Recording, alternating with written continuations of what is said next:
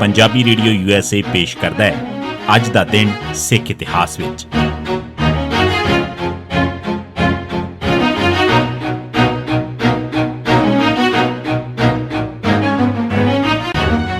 ਸਿੱਖ ਇਤਿਹਾਸ ਦੀਆਂ ਘਟਨਾਵਾਂ 'ਚ 11 ਅਪ੍ਰੈਲ ਦਾ ਦਿਨ 1624 ਬਿਲਾਸਪੁਰ ਦੇ ਰਾਜੇ ਨੇ ਗੁਰੂ ਹਰਗੋਬਿੰਦ ਸਾਹਿਬ ਨੂੰ ਅਰਜ਼ ਕੀਤੀ ਕਿ ਉਹ ਉਸ ਦੀ ਰਿਆਸਤ ਵਿੱਚ ਆਪਣਾ ਹੈੱਡਕੁਆਟਰ ਬਣਾਉਣ। 28 ਮਾਰਚ 1624 ਦੇ ਦਿਨ ਗੁਰੂ ਕਾ ਚੱਕ 'ਚ ਸਿੱਖਾਂ ਦਾ ਇੱਕ ਭਾਰੀ ਇਕੱਠ ਹੋਇਆ। ਇਸ 'ਚ ਬਿਲਾਸਪੁਰ, ਹੰਡੂਰ ਤੇ ਹੋਰ ਕਈ ਰਿਆਸਤਾਂ ਦੇ ਰਾਜੇ ਜਿਨ੍ਹਾਂ ਨੂੰ ਗੁਰੂ ਸਾਹਿਬ ਨੇ ਗਵਾਲੀਅਰ ਦੇ ਕਿਲੇ 'ਚੋਂ ਰਿਹਾ ਕਰਵਾਇਆ ਸੀ ਵੀ ਪੁੱਜੇ। ਬਿਲਾਸਪੁਰ ਦੇ ਰਾਜਾ ਕਲਿਆਣ ਚੰਦ ਉੱਥੇ ਕਈ ਦਿਨ ਠਹਿਰਿਆ। 11 ਅਪ੍ਰੈਲ ਦੇ ਦਿਨ ਵਾਪਸ ਜਾਣ ਵੇਲੇ ਉਸਨੇ ਗੁਰੂ ਸਾਹਿਬ ਨੂੰ ਅਰਜ਼ ਕੀਤੀ ਕਿ ਉਸ ਦੀ ਰਿਆਸਤ ਵਿੱਚ ਆਪਣਾ ਹੈੱਡਕੁਆਟਰ ਬਣਾਉਣ। ਕਲਿਆਣ ਚੰਦ ਨੂੰ 1621 ਦੀ ਰੋਹੀਲਾ ਦੀ ਲੜਾਈ 'ਚ ਗੁਰੂ ਸਾਹਿਬ ਦੀ ਜਿੱਤ ਦਾ ਅਹਿਸਾਸ ਸੀ ਤੇ ਉਹ ਸੋਚਦਾ ਸੀ ਕਿ ਜੇ ਗੁਰੂ ਸਾਹਿਬ ਉਸ ਦੀ ਰਿਆਸਤ 'ਚ ਆ ਗਏ ਤਾਂ ਕੋਈ ਉਸ ਵੱਲ ਅੱਖ ਨਹੀਂ ਚੱਕੇਗਾ। 1748 ਮੀਰ ਮਨੂੰ ਲਾਹੌਰ ਦਾ ਸੂਬੇਦਾਰ ਬਣਿਆ। ਅਹਿਮਦ ਸ਼ਾਹ ਦੁਰਾਨੀ ਲਾਹੌਰ ਉੱਤੇ ਕਬਜ਼ਾ ਕਰਨ ਮਗਰੋਂ ਦਿੱਲੀ ਵੱਲ ਚੱਲ ਪਿਆ। 11 ਮਾਰਚ 1748 ਦੇ ਦਿਨ ਅਹਿਮਦ ਸ਼ਾਹ ਦੀਆਂ ਫੌਜਾਂ ਤੇ ਦਿੱਲੀ ਦਰਬਾਰ ਦੀਆਂ ਫੌਜਾਂ 'ਚ ਜੰਗ ਸ਼ੁਰੂ ਹੋ ਗਈ। ਪਹਿਲੇ ਹਮਲੇ 'ਚ ਹੀ ਇੱਕ ਗੋਲਾ ਵਜ਼ੀਰ ਆਲਾ ਕਮਰੁਦੀਨ ਨੂੰ ਲੱਗਾ ਜੋ ਉਸ ਵੇਲੇ ਨਮਾਜ਼ ਪੜ੍ਹ ਰਿਹਾ ਸੀ ਤੇ ਉਹ ਥਾਂ ਹੀ ਮਰ ਗਿਆ। ਮੁਇਨੁਦੀਨ ਯਾਨੀ ਮੀਰ ਮਨੂੰ ਨੇ ਆਪਣੇ ਬਾਪ ਦੀ ਲਾਸ਼ ਨੂੰ ਸਰਹਾਣਿਆਂ ਦੀ ਮਦਦ ਨਾਲ ਹਾਥੀ ਤੇ ਇੰਜ ਟਿਕਾਇਆ ਕਿ ਉਹ ਬੈਠਾ ਇੰਜ ਲੱਗਦਾ ਸੀ ਜਿਵੇਂ ਉਹ ਫੌਜ ਦੀ ਅਗਵਾਈ ਕਰ ਰਿਹਾ ਹੋਵੇ।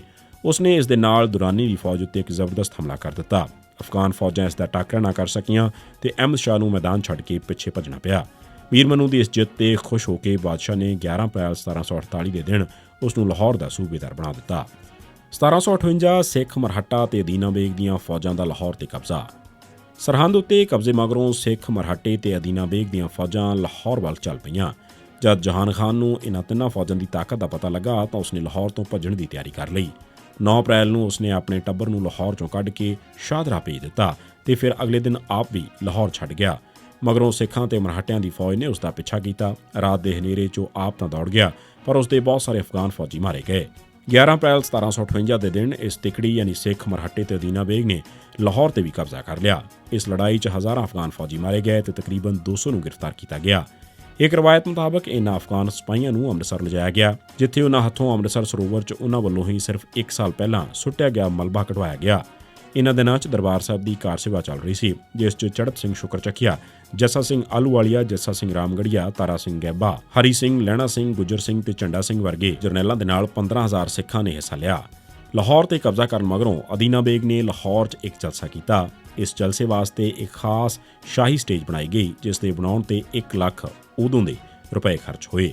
ਸ਼ਾਲੀਮਾਰ ਬਾਗ ਦੇ ਫਹਾਰਿਆਂ 'ਚ ਗੁਲਾਬ ਦਾ ਅਰਕ ਭਰ ਕੇ ਉਹਨਾਂ ਨੂੰ ਚਲਾਇਆ ਗਿਆ। ਸ਼ਹਿਰ 'ਚ ਹਰ ਪਾਸੇ ਦੀਵੇ ਜਗਾ ਕੇ ਰੌਸ਼ਨੀ ਕੀਤੀ ਗਈ। ਇਸ ਸਟੇਜ ਤੇ ਰਾਘੋਨਾਥ ਮਰਾਠੇ ਨੂੰ ਬਾਦਸ਼ਾਹਾਂ ਵਾਲਾ ਮਾਣ ਦਿੱਤਾ ਗਿਆ। ਇਸ ਸਭ ਕੁਝ ਦੇ ਬਾਵਜੂਦ ਰਾਘੋਨਾਥ ਲਾਹੌਰ 'ਚ ਠਹਿਰਨਾ ਨਹੀਂ ਚਾਹੁੰਦਾ ਸੀ।